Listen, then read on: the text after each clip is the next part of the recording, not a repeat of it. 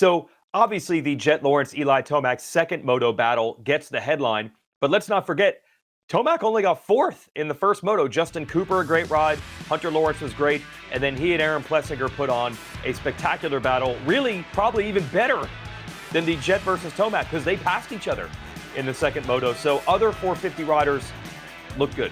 Yeah, and it was unfortunate that Jett and Eli were doing their thing out front because the battle behind them in that second moto was raging for 30 minutes between AP and Hunter specifically. And they, AP talked about it after the race. He's like, we were just going at it the whole time, and Hunter actually went off the track on the last lap. That's how AP got into third. Otherwise, it was, the entire way AP was on Hunter's rear wheel. So I think we have to give some credit to them. Justin Cooper should certainly be mentioned as well. That first moto, I can't say it was a shock. We know Justin Cooper's a fantastic pro motocross rider, but he was right in the mix. Like, he had separated himself from everyone else, and he was the top monster Yamaha Star Racing rider, which is what he's setting out to be. So yes, that conversation is at the front. Hopefully we get Chase Sexton back into that talk, but the battle behind them, I think, is going to be raging for weeks to come, and we'll see if they can jump into that fight for possibly a moto win as well. We've waited basically 3 years to get Eli Tomac versus Jett Lawrence. We talked so much about that Achilles injury to Eli Tomac and how that ended what could have been a Supercross championship in 2023. But let's not forget, at that point, we were 3 weeks away from Eli with a #1 plate in Pro Motocross facing a rookie, Jett Lawrence. Didn't get to see it. Finally, they're racing each other in motocross, and it delivered. It did, and let's just all collectively take a moment and pray, wish, whatever you need to do, whatever's going to make this more likely that we get this 20 more times, do that. Because this is a gift we simply don't get very often. A young rider entering his prime on the top of his game that we've seen, and in the old guard, a rider with all the accolades that Eli Tomac has, still at the top of his game, going head to head. And let's just hope we get Chase Sexton in there and hope some of these other guys can come in, because these are the good old days. This can be the golden era of motocross if we get this type of setup all summer long. And let's not forget, Jett did win at Fox Raceway, but he always wins at Fox Raceway. He's 8-0, and we've seen an instant replay of that second moto. It was Sexton chasing him in Moto 2 the last 2 years, Tomac this year.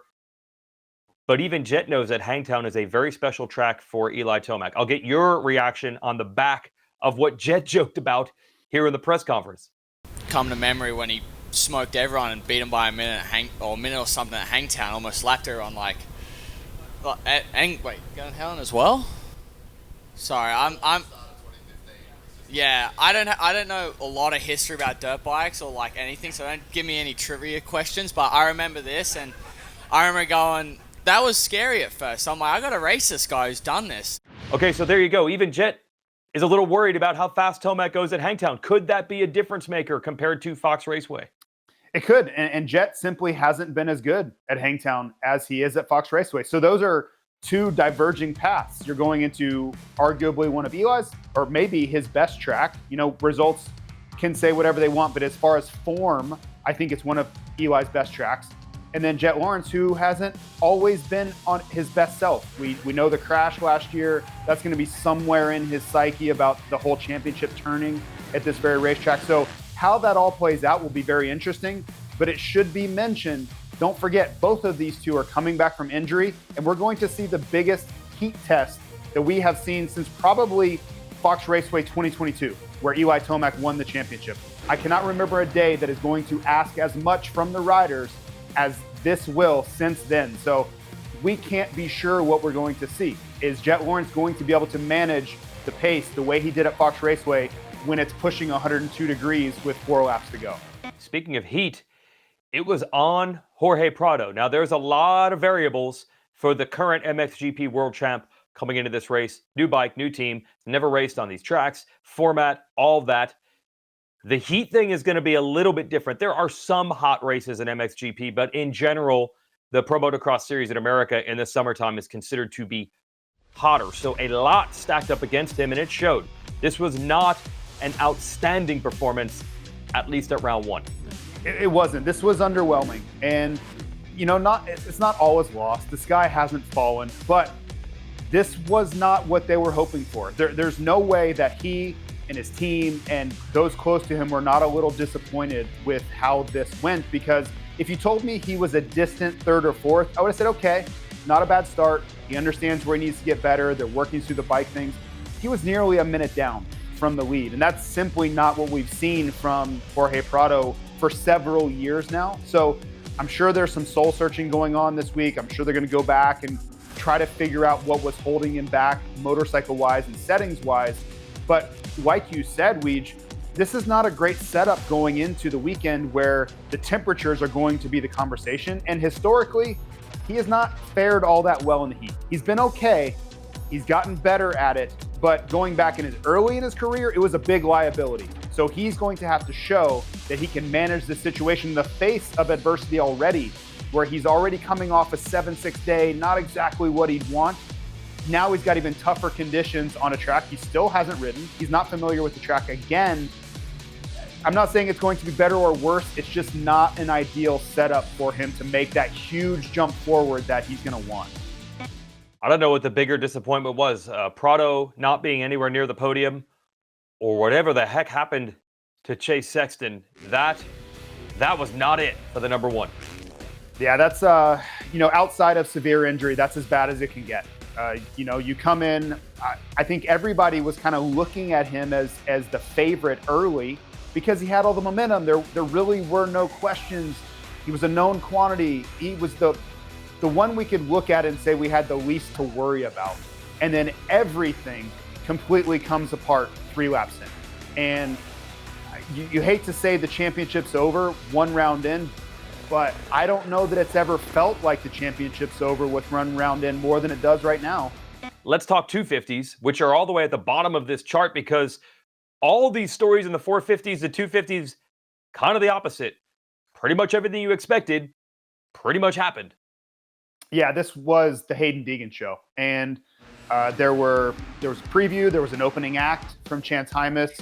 There were a lot of things that you could point to and say, well, that was really interesting, and we should talk about that. But in the end, the main attraction was as advertised. We talked about it. Felt like Hayden was the alpha in this class. He could control the situation. Good start, bad start, had he tipped over, good qualifying, like whatever.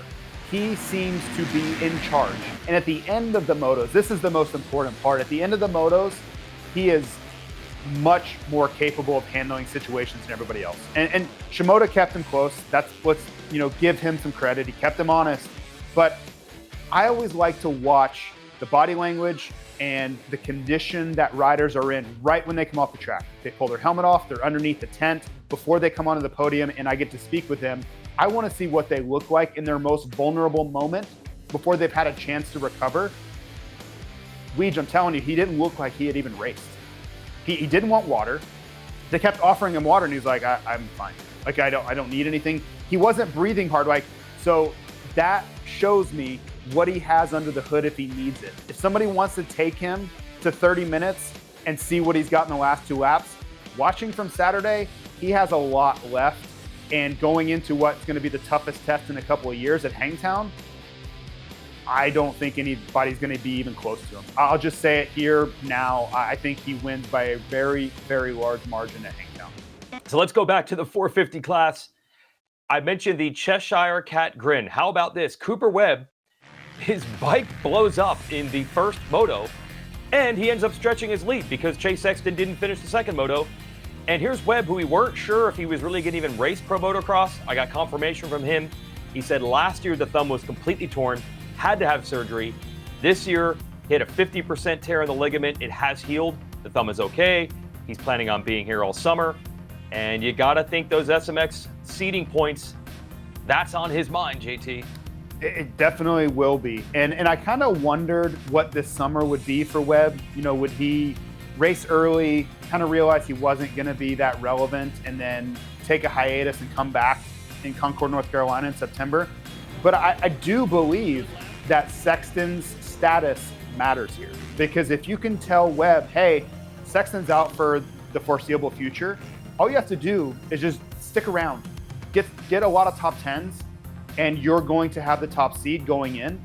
I believe that truly matters for Webb. Like, he wants that SMX World Championship, And we know, go back and look how important those points were down to the last moto for these championships. Those points and the seeding matters for Webb. So it could be the change in his decision. Like I for any reason you thought he was going to sit rounds out and take a break, if you tell him that a top seeding is in the cards, I think you see him at all 11.